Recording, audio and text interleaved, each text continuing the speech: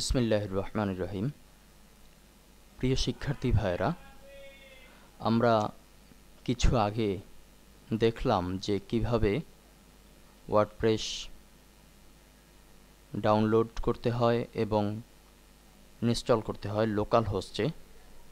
তো আমরা সেই প্রক্রিয়া শেষ করার পরে এখন আমরা দেখব যে আমাদের ওয়ার্ডপ্রেসের থিমটি কী আকারে আছে, অর্থাৎ ডিফল্ট যে থিমটি আমরা পেলাম সেটি শুরুতে দেখে নেব। সেজন্য আমরা অ্যাড্রেস বারে লিখছি http://localhost/ দেওয়ার পরে ওয়ার্ডপ্রেস 2 নামে আমরা কাজটি করেছিলাম, ওয়ার্ডপ্রেস 2।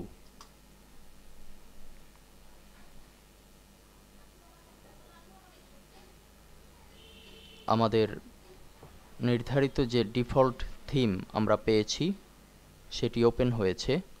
এখানে স্যাম্পল হিসেবে একটি ছবি ব্যানারে, দুটি বাটন হোম এবং অ্যাবাউট নামে, একটি টপিকস হ্যালো ওয়ার্ল্ড নামে একটি টপিকস করা হয়েছে।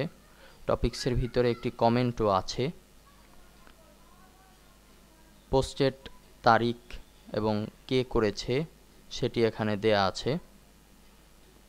পাশাপাশি একটি সার্চ বক্স,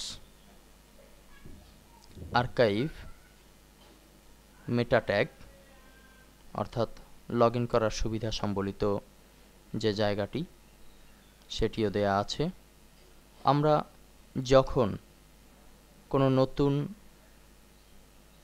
ওয়ার্ডপ্রেস থিম নিয়ে কাজ করব তখন ডিফল্ট হিসেবে ওয়ার্ডপ্রেস 3 যেটি বর্তমানে সবচেয়ে আপডেট অবস্থায় আছে